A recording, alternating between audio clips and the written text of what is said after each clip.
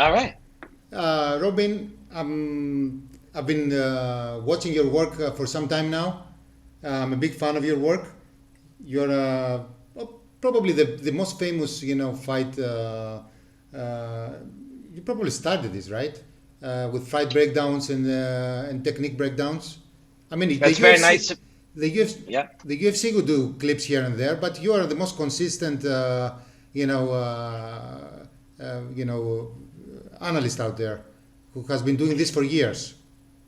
Well, that's a very nice thing to say, and thank you. When I did start to freeze things and zoom in on them and try to explain them using arrows and circles and these things, that was around 2012, and I had never seen it done.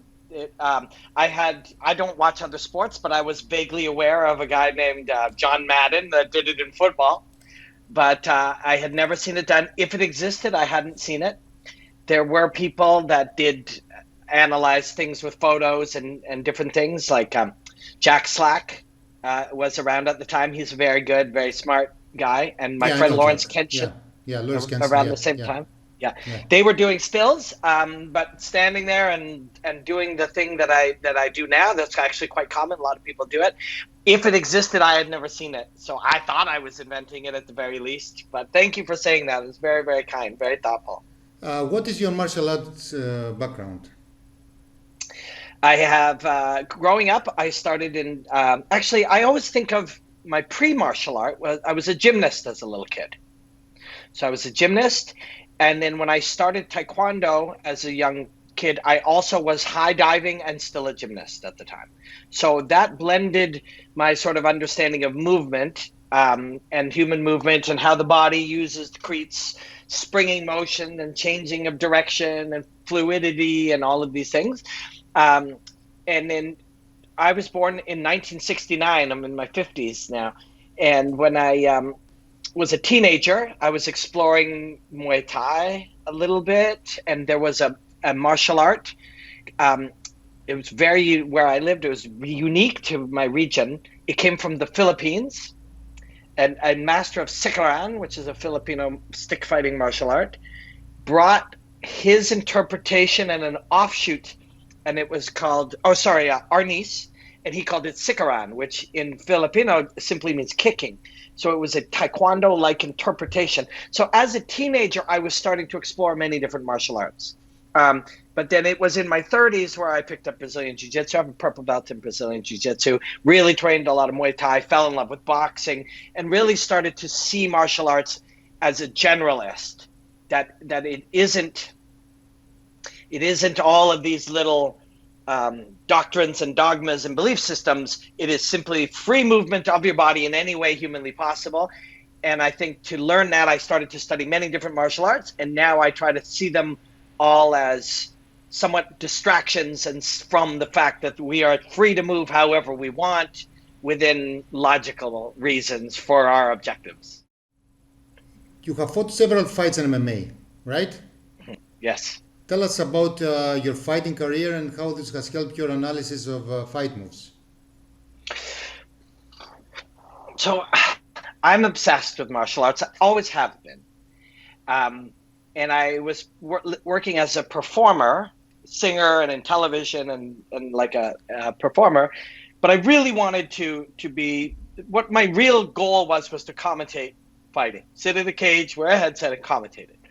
And I knew that if I was going to do that, that you cannot have the insight to do that without fighting. I believed that to be true. And then when I fought, I found that to be 100% true.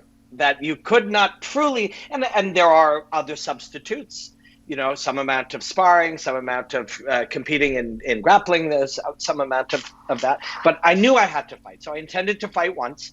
I fought well, I fought hard. I got a chance to find out that when it hurt and I was overwhelmed and I was terrified, that I continued to fight. But I lost. But I fought. It's one of the fights I'm proudest of. It's my very first fight. I was literally flash knocked out in the first punch, and I fought till about 2 minutes of round two, so 7 more minutes. Buzzed, shocked, heart pounding out of my chest, couldn't hear, couldn't think. And then there were really good moments where I was, attacked submissions and really found good moments, and then started round 2 really well. So I lost. And then I fought a second fight against somebody much higher in a particular skill. He was a brown belt in jiu-jitsu under a very, very, very proven black belt with a great lineage, excellent. And he submitted me in the second fight.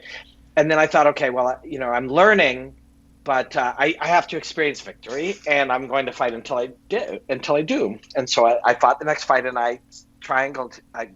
He took me down. I caught him in a triangle. I was able to submit him. And I thought maybe, okay, I've experienced winning. And then I got a call, and they're like, he would like to rematch you, and we're going to make it for a Canadian title. And I was like, okay, I will go do that. And this just kept, I would learn something or have a setback, and I would think I need to find the answer. And the answer lies in training and fighting and training and fighting. So I actually fought 9 times. And then I had my 10th fight booked, and the guy never showed. I had my 10th fight booked a couple times. I started to get injured. I was mid-40s. And the last one that was there, I was a few pounds off weight. The guy never showed. So I never got to have the 10th fight. But the experience was amazing. You don't realize it going in, what you're going to learn and how it's going to change you. But the failures were the key point. The trying your hardest, doing everything you believe you can and still failing is incredibly, it teaches you and it changes you and it makes you understand things much more deeply. But the winning, it also makes winning so great. Winning is so great because losing is so painful. Yeah. But yeah, it's to this day now, when I go to commentate shows and I'm standing there and I look at that cage and I think, I did that. I'm very, truly proud. Like I didn't feel that at first, but now that I'm older and enough years have gone past, I'm very proud that I did that. There's a difference between analyzing and applying, right? Something looks good on fight footage, It looks like it can be replicated, but that's not always the case. Right. Applying is a whole different thing. What makes a difference in successfully applying a tournament-tested move and actually making it work? Is it the individual? Is it the circumstances? What's the difference? So this is the beauty of it. I'm thrilled to talk to you about this because you have looked at these moments now deeply. And you, like me, we have information. You are a black belt. You know what to do, how to do it. But then there are times that it worked for you, but it doesn't work for him. There's times where it works here. What's happening? And to me, that's the beauty of it, right? And this we go through chapters or seasons of our understanding of anything that we study deeply. And to me right now, I'm very much into trying to figure out the answer to this, which is basically how we can describe this in our art. So let's take what you just asked. What happens? I've decided to put a kimura and bring the elbow to my chest and rotate my body with my hips tight, and I'm doing the things. As we analyze or we commentate or we discuss or we're fans, we'll say, oh my God, beautiful kimura. Or a guy will catch an armbar and say, just an incredible, gorgeous armbar. But when we see a blues musician play, we won't say, oh my God, what a beautiful guitar. Or, oh, incredible strings. Because it isn't the guitar and it isn't the strings, it's the notes played by the human. And that's the same thing. The armbar, in theory, and we can go as deep as we want to go into it. He placed his hips here. He was wearing a cup with a plastic thing, which he pried the elbow against it. As the opponent was trying to turn the thumb down, he turned it up. He pinched his knees. We can go deeper and deeper and deeper into the technique, but the deeper we go into it, we are now discussing mechanics. We're discussing something from a robotic standpoint, but there's art in there. There's feel. There's commitment. There's belief too, and it's a hard one. You know exactly what I'm saying here. But the job starts to be, how do we make an audience, somebody who would love watching this, understand it? If you believe If you feel me escaping and you think I've escaped, then I've escaped. If you believe you have me and you're going to stick to it and you think you have it and you know you have it and you got it, good chance you'll have it. What is that? Like, how do we explain that? How do we truly explain it? And we can try. We can say, well, it's commitment, it's belief, it's resilience. We try to find words for it, but there is a feel, there's an essence, and it's the little subtleties. It's the small subtleties. You know, yes, it's the mechanics, but going through the motions of an arm bar, that's a human. He's different. He has beliefs, goals, wants. He does or doesn't give up. His body moves differently. So it's all those adaptations. There was something I actually wrote down, and I'm going to find it right now. 1 second. I wrote this down yesterday. I hope I can find it. Case-based reasoning. So that's what it was. Case-based reasoning, where if you are a lawyer and you have 100 cases and each one is still a murder or a robbery or something, each one has variation. And now if you can, in your mind, consciously or unconsciously, connect to the story of that one thing, you can now, each of these separate cases informs your knowledge base. And it's the same thing. By the time you are a black belt, you've had 70,000 different people resisting in different ways. And you may not be able to explain to me exactly what it was. Oh, I kept his thumb up. I squeezed my knees. But it isn't just that. There are thousands of subtleties. Your brain is gathering the information from the reaction and subconsciously, based on reference to thousands of other cases, making adaptations and adjustments subtly in real time until that thing. And that's so cool if you think about it, you know. But how do we explain that? It's taken me 6 minutes and I haven't done a very good job of it. And my job and our job, if this is what we do over time, is to find or create the language to be able to reveal these beautiful things. How much does lack, fatigue, injuries play into it? So you see the same people applying the same technique and don't catch the guy or the girl, right? But sometimes these factors play a big role, like, a difficult weight cut maybe. 1,000 things may impact performance in athletic, competition, right? And thousands that we don't even know about and can't even think about. And it creates a flaw in our ability to explain it. Because if we say Conor McGregor's got knockout power in his left hand, it's like, which Conor McGregor? Tired Conor McGregor? Conor McGregor with a sore leg? Conor McGregor who's nervous, frightened? Conor McGregor who's angry? Which Conor McGregor? Conor McGregor that's not... who has trained boxing for some time and didn't do any leg kicks? Yeah. Yeah. Conor McGregor who has a sore hand? Conor McGregor who is tentative about taking someone down? Conor McGregor doesn't have knockout power in his left hand. Conor McGregor, in a particular environment, moving in a particular way, optimized for this thing, able to operate at his best, definitely has knocked out a lot of people. Conor McGregor hit Khabib and many other people, and he did not knock them out. Was he different? Yeah, he was. He was different. He was different. And how effective is his punching power when he's afraid that Khabib will take him down, right? And he has to look for the shoot all the time. That's how he got caught, in my opinion, by Khabib. Yeah, when Khabib hit him with the right hand, all it takes is a millisecond. And that's the thing, when we describe it, people now are really, you got to use more feints. Well, I can't just randomly use feints. That doesn't do anything. But I don't need to fake a takedown and then have you drop your hands and then punch you.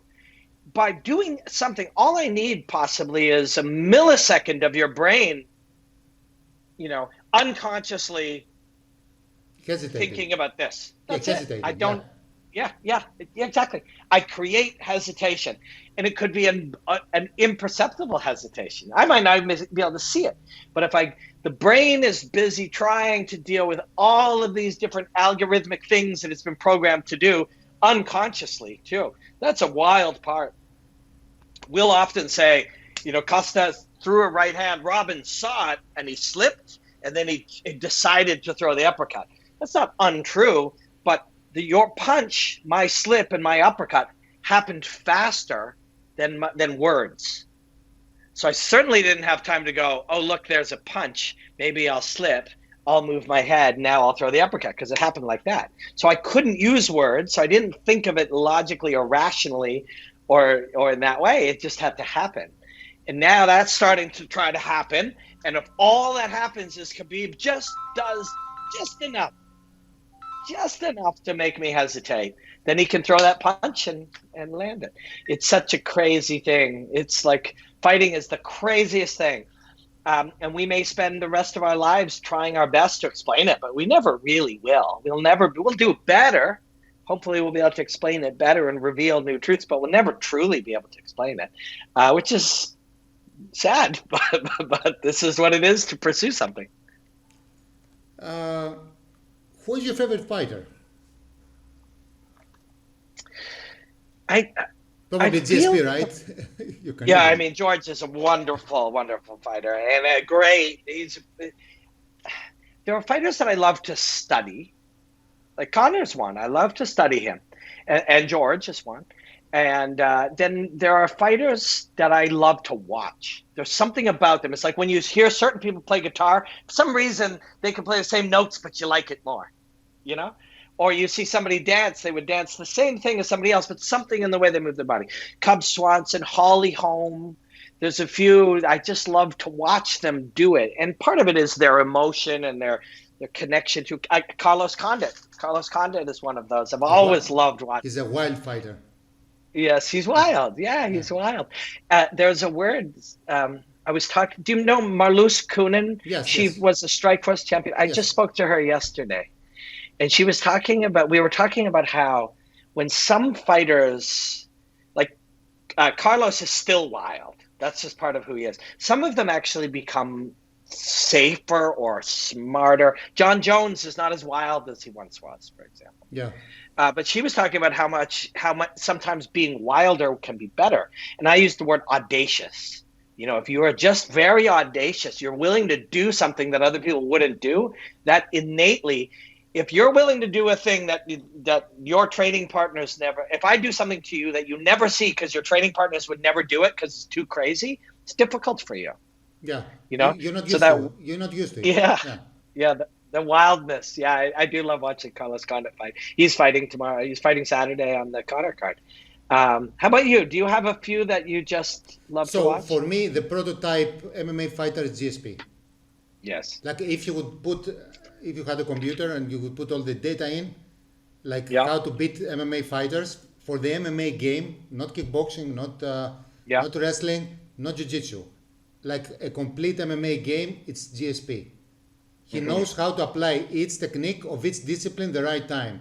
And he mixes things in a way that he can beat kickboxers with wrestling, beat wrestlers with striking or submissions. He's the prototype. And of course, he had great coaches. But I think GSP. I love Anderson Silva. I love my favorite. I have many kickboxing fighters that I love. Rob Kaman. Ramon Dekers, who I've interviewed in the past, before he passed away. I love Dutch Muay Thai. But GSP is up there. And of course, Khabib is the only one who has defended the honor of grappling in MMA, right? He's the one. Yes. It was not the BJJ guy, it's Khabib. Yeah. He showed everybody, if you can take people down and do the unique things that he does against the cage, this is his style, holding the legs, breaking down all the posts and stuff, you can dominate. Yeah. And I wonder why people don't study Khabib more, because he has a lot of secrets to share. If you watch his fights, he's the best at what he does. He is, and he's such a specialist. And when you say specialist, somebody will say, he's a wrestler. It's like, no, but he's a specialist of subspecialties. Like you said, breaking down your posts. and I've talked to Khabib, but John Fitch trains with him a lot in the same place, and you know, we talked about it. Khabib essentially crushes you and pressures you. That can be pressuring your hips, it can be pressuring your chin, whatever, pressures you in an incredibly violent and uncomfortable way, and then he gives you an out. Okay, well, you can go this way, and you do. So it's worse to stay here than it is to roll out. But now you give him that position, and he pulls your post out and he collapses you. Now I it's think worse. he leaves the door open, Yeah. but he has the keys to that door if you go that way. Yeah. Yeah. And it's a door to a worse room. Yeah. Yeah. And you take it. You're better to stay there and fight, but your mind won't allow you to because it's easier to go through the door. And it's brilliant. And people do, like, you see certain things, like when I go to 4 points and you reach through and you grab that wrist, everybody tries that now, but that's only the beginning of the sequences that he works. He's brilliant. He really is brilliant. The thing with George, what made him, so we look, I'm big into what's the next layer, what's the next layer, what's the next layer, what's the next layer. So George, we can say, George is well-rounded. Okay, what does that mean? Next layer. Okay, well, he can do this. Great. He mixes it up. What does that mean? Well, if you're up, he'll go down. If you're down, he'll go up. If you are an endurance fighter, he'll sprint. If you're a sprinter, he'll, and he'll make you use endurance. He does all that. But the next layer and the next layer and the next layer, I did a documentary on him. I know George well. I've known him for many years, and I did a documentary on him when he was fighting Michael Bisping, which was amazing because I got to travel with him. We traveled to LA and New York, and I was in Montreal with him. And there were a number of different times, one where I saw him, he would be training. And it would be just some like, say, box jumping. A regular person jumps on a box. And you can hop on a box or you can jump on a box and change direction. George's agility coach had a series of boxes where you would jump on one, change direction, quick rebound to a hop to a certain sequence, and George didn't do it right away because nobody does it right away, and so he started practicing it, and this was at the end of an hour of hard work, and all the people around him recognized what was happening, and they dropped their bags and they sat down because they're like, we're going to be here till George gets it. George is not going to leave until he masters. They all know it. I was sitting like, what's everybody doing? And they all just sat because they've been down this road many times. George will stay here. If it takes 2 hours, he's going to spend 2 hours. And he just stayed there till he mastered it. And then, all right, guys, let's go. And everyone picks up their stuff and goes. They're used to it. There was that element, the obsession to master new things. And then the other was he was always looking for another layer, another advantage, another way to improve himself. So he was doing neurological training with different lights and moving and responding to stimuli and stuff. But we trained, I trained with him. We were doing point sparring karate, and he's got a place he can swim in there, and he's built his own place. And we finish after, and he goes, Robin, come with me. We're going to train our peripheral vision. And I'm like, okay. And we go to a mirror, and he goes, okay, stick out your tongue. I stick out my tongue. And he goes, okay, now try to look both ways, and now open your jaw and stick your tongue out. And we're sitting there trying to look both ways. And I suddenly stop, and I'm like, this is a trick for sure. He's filming me. And I look, nope, he's doing it. He's literally studied how you can increase your ability to see peripherally by a 0.1% or so by stretching your eyes while opening your mouth and stretching the soft tissue of the interior of your mouth and sticking your tongue out. And he's doing that, and he's been doing that for weeks and months and years since he discovered it. One more thing he can add, 15 minutes of peripheral vision training, and that's who he is, and that's who he's always been.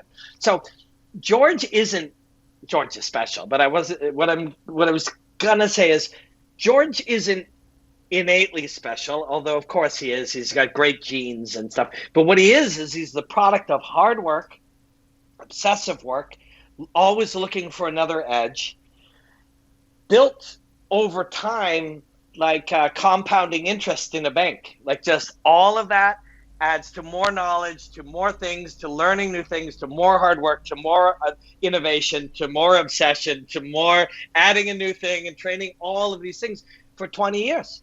And then this is what you get. And I'm incorrect when I say that he's not physically or genetically exceptional, because he also is that. But I cannot be genetically exceptional like George, but I can learn to work that hard and obsess that hard and add new things and constantly study and upgrade my knowledge. And I can do that. And so can you, and so can everybody watching this. That's the lesson you take from George. It doesn't matter if you're genetically the best, because the goal isn't to be the best. The goal is to be the best sort of, manifestation of your potential. And that's what George is. It's just his potential is world champion potential, and the rest of us are, good person, successful human potential. Yeah, I agree. He uses a scientific method in training. His restless mind that tries to experiment things. He's like a modern time Bruce Lee in my book. Trying Yes. to test the waters with new things all the time. But one of his major strengths, in my opinion, is timing. Timing is underappreciated in fighting.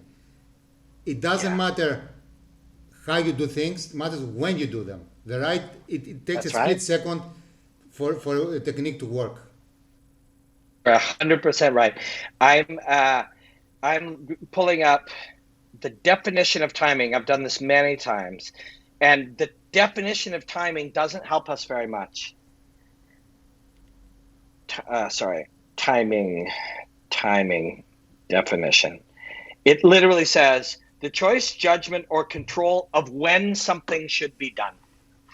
So somebody says, this fighter has amazing timing. And we do this all the time. Again, our job, I think, is to find better and better, more truthful ways to try to show the beauty of these things. So we'll say, amazing timing, amazing precision. This guy's got phenomenal distance management. Well, our real job is to then define what that is and understanding it in a deeper way.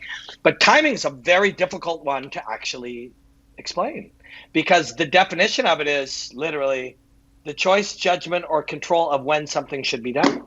Well, we know that. Why does George have such good timing?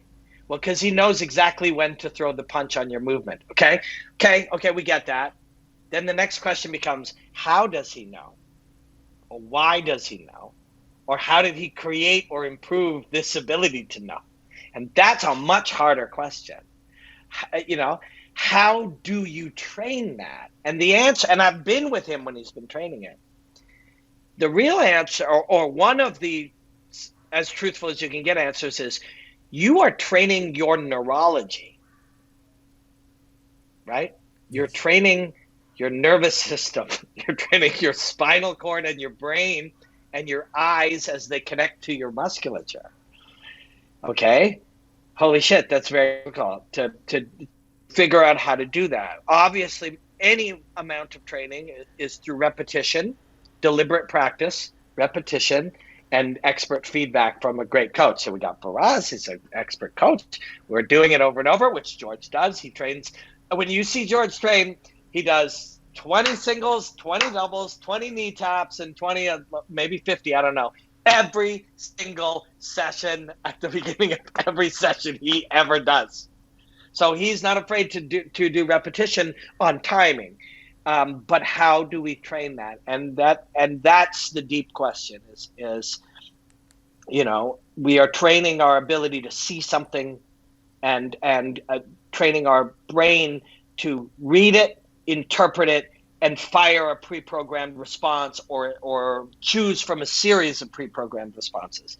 And that's just incredible hard work. That's incredible hard work. That guy worked harder than everybody else to do that. And that's why he can do it.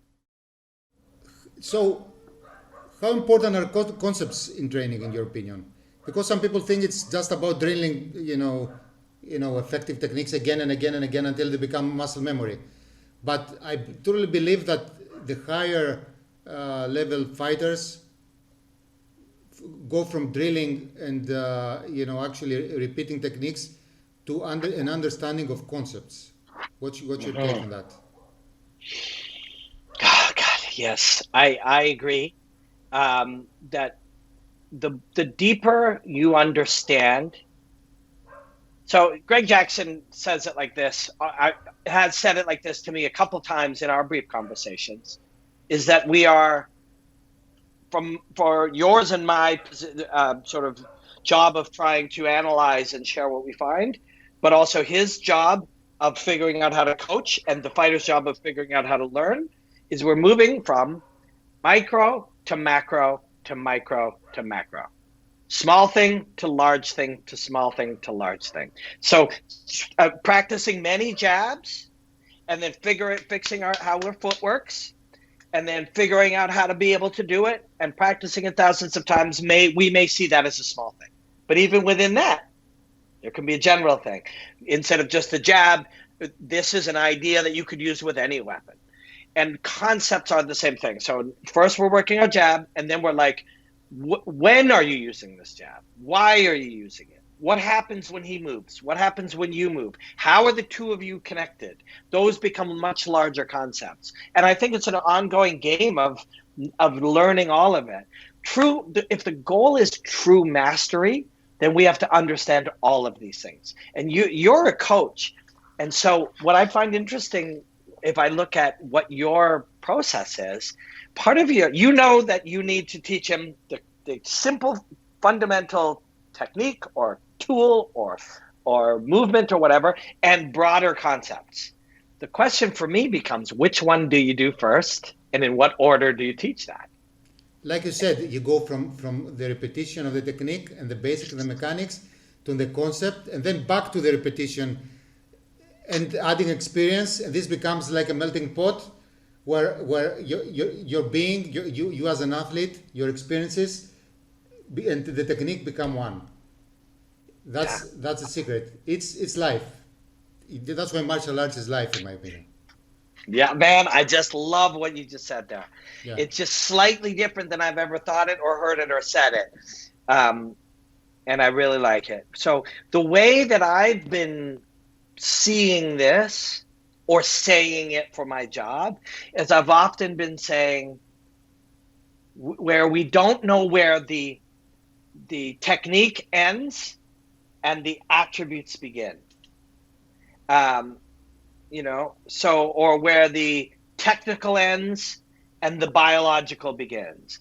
Is this a jab or am I a body making a movement? Well, both, all of it. But you added the idea of the life experience or the movement experience or body of knowledge. That now is part of it. And so all of this is at the root of what I think is where some of our flaws are and how we explain it, which is some of our flaws and how we think about it is we're just obsessed with the idea he threw a jab, he threw a right hand, he threw a hook. Those are tools. He's a human with a lifetime of experience, with a knowledge of the when, the why, and the how, moving his hands fully from a body that has taught itself to do this informed by all of its life experience. That's what it is. If we call it a jab, that is a ultra massive simplification, and in simplifying something, we leave out all of the beautiful complexities of it. The meaning is gone. Now it's a jab. Now it's a right hand. And you're right. Once we get to the point that the experience is now a part of the technique, and the movement of the body is part of the technique, and the technique is just an expression of the movement of the body. Now we really have something. Right? Now this is something special. Now this isn't a guitar. These are notes, right?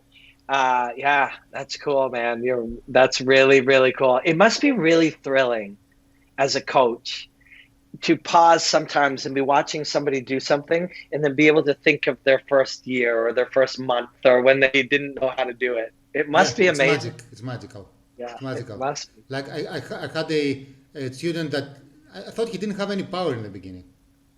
And after 3 months, he was hurting my arms when I was holding the mitts, It was there, but you just had to make him expose it and, let it develop and let the talent get free. But ask yourself this question. You're a castamato, right? Mm-hmm. What if Mike Tyson doesn't come through your door and ask you to train him, right? So it was Castamato and the world of concepts and ideas, but then Mike Tyson was a unique fighter, a unique talent who had, like you said, sport specific attributes because these are ignored. Some people have a good chin, a sense of balance, things that they're born with, and you can work. But all with, of those yeah, will also grow. yeah, As you train them, yeah. they will grow too. Like power, for example, I've seen people having power from day one, you know. Yeah. And some people, no matter how you can train them, they can develop power, but they will not be Mike Tyson. They will not be Francis Ngannou, right? Some people have power from day one. But that person who has power from day one, when they train, it will be more. Yeah, yeah. And that's the element that gets lost when we have this conversation. Often people will say, "Oh, Francis Ngannou's, Mike Tyson's power is God-given. It's genetic." Its potential is, and on day one, he hit harder than me, and he was 15, and that's amazing. But Mike Tyson's power is the starting at sport-specific attributes, a potential that has been realized through hard work and training, and it goes more and more and more. And that's where, yes, these sport-specific attributes are real, but they are not as important or they're not as singular as people say they are. And I've used this many times. I've said this to people. And for us, for example, we were sitting around talking, and it's like, well, some people just have it. And I'm like, yes, but when you train them and they learn the technique, do they have it more? And it's like, yeah, absolutely. It's like, well, then they don't have it. They just start at a higher place. They start with a higher platform. They begin further along, but they're not there. They're there when, and if the further you begin, then the further you may be able to go. But those people have walked in and they had something on day one. But when you taught them, when their body became even more efficient, when the impediments of movement started to remove, when the confidence and the comfort came, when all those other life experience became part of it, it was more and more and more. And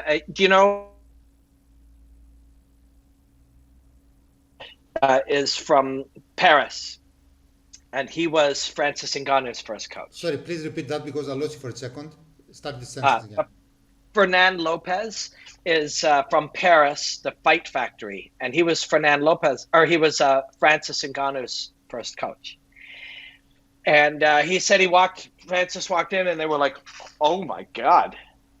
And because of how he was able to move, and he has sport specific attributes. And again, Francis was in his 20s, I believe, so he wasn't born with that either. Who he is at 26 is a reflection on how he lived from 0 to 26. If he did physical labor, if he moved, if he did athletics, if he was a gymnast or a runner or a climber, all of that shapes you too. So it's all part of a long path, but by the time the coach sees somebody, they can start at a much higher level than somebody else, but they will become more as you teach them to move. But yeah, you mentioned Mike Tyson. That was a moment like that for Coach Fernand too, where you just never seen a human move the way that Francis did. And Coach said too, he's like, what made him so special was he had the physical attributes, but he had the ability to learn physically very quickly. And that combination is really powerful. It's scary, yeah. The ability to learn kinesthetically, rapidly, and to start with high physical attributes. That's where you get the rarest of the rare. Let's talk about Jiu-jitsu in MMA. Yeah. So I have this back and forth discussion with many coaches. Can fighters win fights by fighting from their back in modern MMA? Like, is the rubber guard or a good guard a way to beat opponents in modern MMA? My opinion is no. If you're fighting off your back in modern MMA, you're losing, unless you get a submission. It doesn't matter what you do. So if you don't get a submission, you're losing. So let's assume that we all believe that. Every one of us in every gym, we believe that. How will we train? How must we train if we all know, and we're sparring, we're training with light sparring and fighting on the ground? What do we do when we're on the ground? So the biggest weakness of Brazilian Jiu-Jitsu, in my opinion, and I've talked about this with my coach, who has a great guard, he's Brazilian. His Yeah. name is Wander Braga. They Yeah. don't teach people how to get off their backs. This is the most Okay. neglected You're- aspect of Brazilian Jiu-Jitsu. They're comfortable being there, so they don't know how to get off their backs when a wrestler, who's good at Jiu-Jitsu and trains with Brazilian Jiu-Jitsu black belts all the time, right? Like, this is not his first fight on the ground, usually, if he's an MMA fighter. So they don't know how to escape from the bottom. They're okay fighting there, they feel comfortable there, but they're losing the fight if they don't get the submission. Because in modern MMA, with all of the Vaseline that they put on the face, goes all over, on the shoulder, it goes everywhere, they're sweaty. It's difficult to submit people at the UFC level today. Okay. So you answered it exactly how I hoped you would, which I believe is the correct answer, and you believe is the correct answer. We have now decided, it is decreed that if we are on our back, we are losing, and the guard is not a logical way to fight. We've decided that. So what must we do? We must train to stand up, right? So you and I are training together. Let's say, we will train with 100 other fighters for the next 5 years. What will the game be? What will our game of training be? You will take me down, and I will fight to stand up. I'll heist my hips out, put my foot on this we will develop a game. A game will develop in every gym on planet Earth that is a game of, you put me down, I fight to get up. I put you down, you fight to get up, right? This will be the game that we all play for the next 5 or 10 years, right? Yes. If we all do that for 5 or 10 years, and somebody somewhere is practicing submissions and sweeps from guard, we will all have deteriorated our ability to deal with that. That's correct. And that person submit and sweep us. That's a great point. So and that is yeah. So my take on this. Let me come back to this. You are right. You have to train both, because this is the MMA game. This is the George St-Pierre mind framework. Trying to get up and people trying to hold you down will open submissions. That's right. So that's right. They're both part of the same game. You have to train both. You have to create scenarios. Like, now I'm trying to tap you. Now I'm trying to get up. You have to learn to be able to do both, right? That's right. Yeah. That's right. And so you and I are doing that. And somebody somewhere else in a gym someplace else has been just take down stand-ups, take down stand-ups, take down stand-ups, take down stand-ups. They've been doing that for 5 years. They face us, we submit them. Yeah. And all of a sudden we can win from our back again. Yeah. So this is the beauty of MMA, right? Different disciplines create unique moves that are MMA specific. They only exist in MMA, right? That's like right. Khabib's game is not a wrestling game. It's an MMA Nope. game. That's right. There's no cage in the wrestling match. There's no punching. Yeah, there's no punching. Yeah. Yes. Yeah. And so I will take it a step further. And I want to phrase this right. I believe that all of the other single disciplines are fundamentally flawed. They are doctrines that exist only in their own world. They are in a world of free fighters where we train to do everything. All of them are just inventions that aren't, and they can be ways to train. They can be ways to segment things for the purpose of learning only how to do particular things, but they're not real. And I say this all the time, and maybe I say it thinking that this creates discussion, and it's not something I like doing. I know the job of being a TV analyst sometimes is to create debate, and this does that, and that's not my purpose for doing it, or maybe subconsciously it is, but there's no such thing as, and when I say it, I realize how silly it is, but there's no such thing as Brazilian Jiu-Jitsu. There's no such thing as boxing, right? They're just belief systems. They're just practiced physically expressed beliefs. They're not real, right? Fighting is real. Free fighting is real. We call it jiu-jitsu, boxing, wrestling, kickboxing. Then we call MMA a blend of each of those. But all of these things are just, they're doctrines and dogma. They're just words. Fighting doesn't have to be categorized in any of these ways. Let me try to put it into a way that doesn't make me sound like a complete lunatic. Your nervous system doesn't care what you call it. Let's put it that way. Your nervous system that's expressing these movements through your physical body doesn't care what you call it. They don't care if you call it a Kimura or Brazilian Jiu-Jitsu or wrestling or boxing. Your nervous system doesn't use any of those words. We just use them. They're useful, but they are not, on the seventh day, God didn't create Brazilian Jiu-Jitsu. Like they're not inherently anything. They are ideas. And I know that sounds goofy and philosophical, but this is the root of how I see it, Then again, training techniques in isolation, as a specific art, helps elevate these techniques, right? Yes. So if you didn't have Muay Thai kicks would not be kicks would not be the same. Because when you train 1,000 things, it's difficult to develop 1,000 things. But when you train 10 things, you become a scientist when it comes to these specific things, right? So that's why I think you should train with specialists. Yep. But you should never forget that the game is MMA specific, and you have to go back to the Firas Zahabi, George St-Pierre, Greg Jackson mentality, where everything comes to the melting pot, and they become tools that complement each other. They're not against each other. Like Muay Thai is not against boxing. Boxing is not against takedowns. Like an uppercut can be used as an underhook, and stopping the takedown. Right. Your nervous system doesn't care if you're hitting with it or grabbing underneath with it. It doesn't care. When Michael Chandler goes to go in to grab or to go in to punch, his nervous system doesn't care what he calls it. Yeah. It's been trained to do that his whole life. And how he chooses to use it or trains to use it is up to him.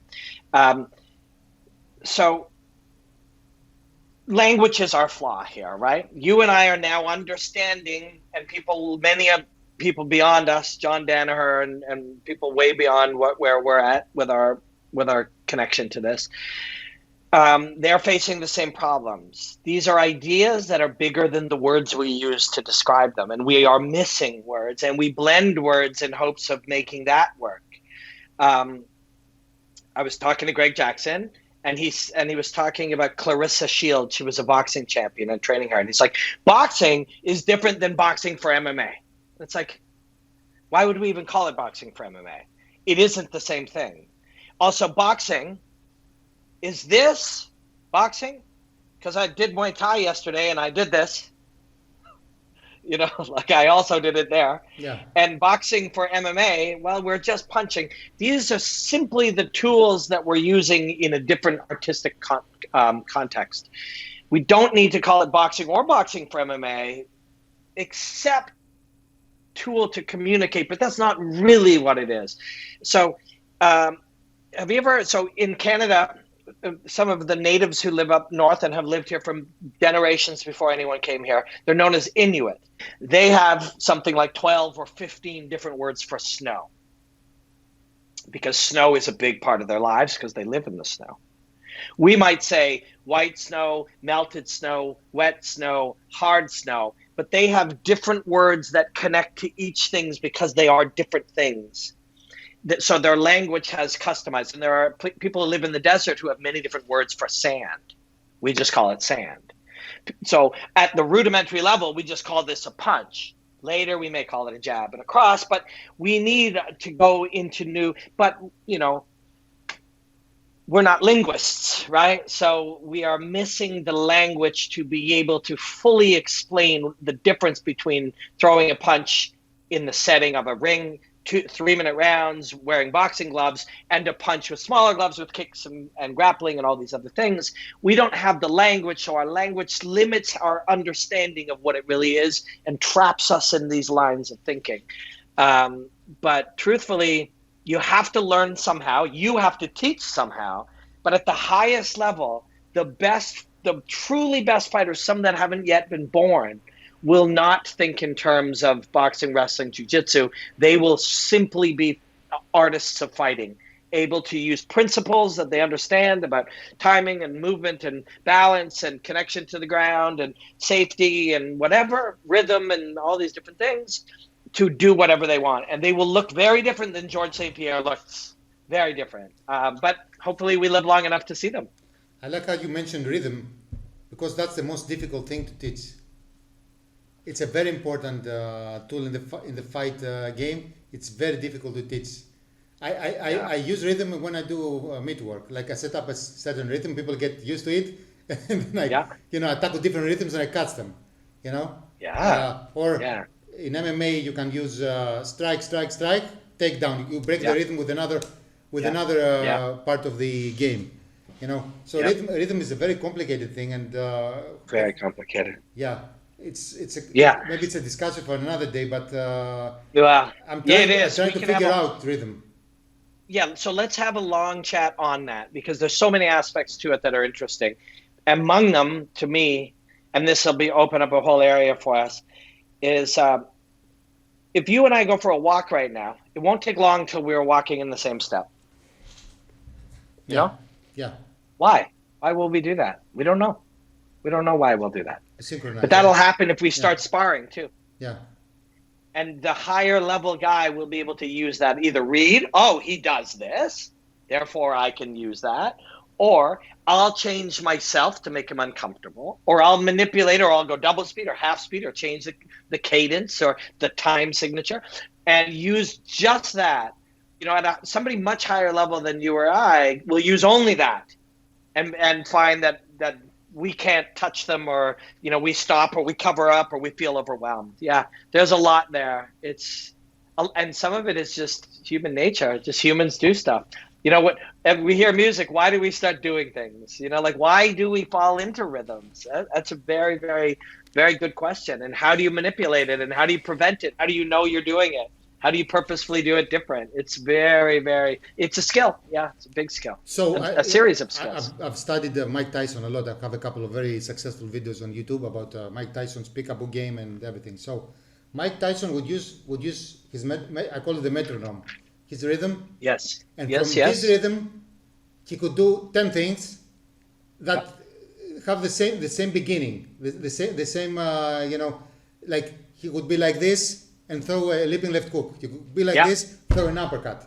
Yeah. So you wouldn't, from this rhythm, you wouldn't know what to expect, Right. So the same, George St-Pierre does the same with takedowns.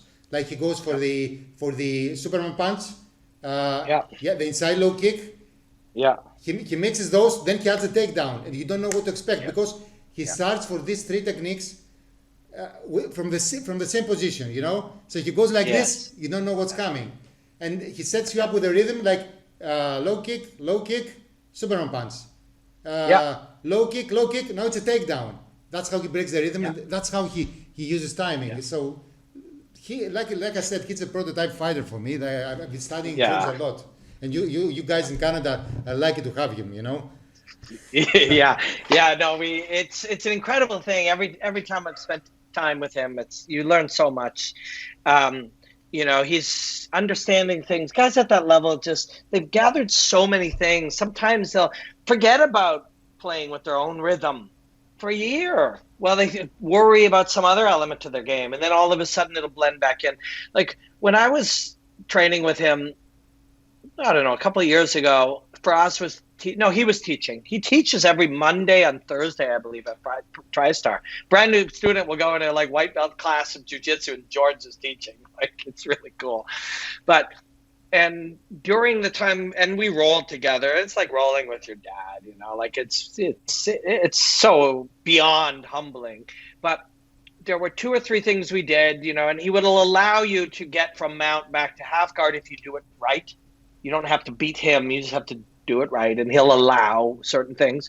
But he started to really zoom in that day with me on breathing. Like when your opponent breathes out, we're going to do particular things. So he was timing the micro of grappling with your breath, which was really cool. These are and of course, if he's pressuring you against the fence, or he's got it's a simple idea, like say he's got a triangle on your body, a body triangle from the back or something, that's a logical one. You breathe out, it tightens. You breathe out, it tightens. But he was doing certain things where he'd make certain moves based on when you breathed in or breathed out. And things like that show you the level that a guy like that is working at. And another thing with rhythm, if you go for a hike and it's several people in front of you and you stay in the back and you try to catch up with them, get tired. But the guy who's leading doesn't get tired. So if you follow fighters, you're going to get tired. If they lead the rhythm and they have great cardio, of course, they will make you get exhausted. So they're trying to keep up. Yeah, trying to keep up. Yeah. Another thing which is very important, people don't realize, you have to train moves with lesser competition. For example, Floyd Mayweather learned to do the Philly shell and his shoulder rolls when he was sparring with boxers that were they were not good as him. He could not try this with killers, right? Yes. So that's how you develop your thing. When you train with a white belt, try that fancy move that will help you learn it. Don't try it against the black belt. The black belt would smash you, and you'll think that the move doesn't work. Right. Yeah. You have to build your confidence. It'll work against a white belt, and then you'll make it work against a blue belt. Yeah. And then you'll learn new elements as he defends, and you'll make it work against the purple belt. Do you know what the hierarchy of defense is when it comes to striking? Have you heard this term, the hierarchy of defense? Enlighten me. I'm So it's an old one. I don't know who would have. You could go on the internet and Google it, and it's been around for a long time. But there in theory there are five types of defense that win in descending order. So the number 5 best defense is to take the shot. Right? So a punch is coming, I cannot get out of the way, but I can take it off the top of my head. Yes. Or a low kick is coming, I cannot check it or move, but I can step down and put my thigh out, absorb it. Damage control. Damage control. Yes. Yeah. We'll call it take the shot, but we are using some type of damage control as we take it. Yeah. The second worst defense is block. Now, to the audience, the typical audience, so he should have blocked it. Block is almost the worst defense there is. Because if you're kicking me and I block it, not only do I get, which hurts, but the impact still goes in. So we're taking damage when we block often. Somebody throws a kick and I take it, my whole body is jarred and my forearms are injured. And we've done a poor job with commentators when we do commentary and stuff. We've done a poor job of explaining this is not a block of a kick. This is getting kicked in the small bones of the arm. So that's terrible. Sorry to interrupt you. That's why I don't like. That's why I have these huge gloves and then can block everything like this. But in MMA you don't have them. It's true. It's true. You cannot block like this. Yep. The third from the top and the bottom is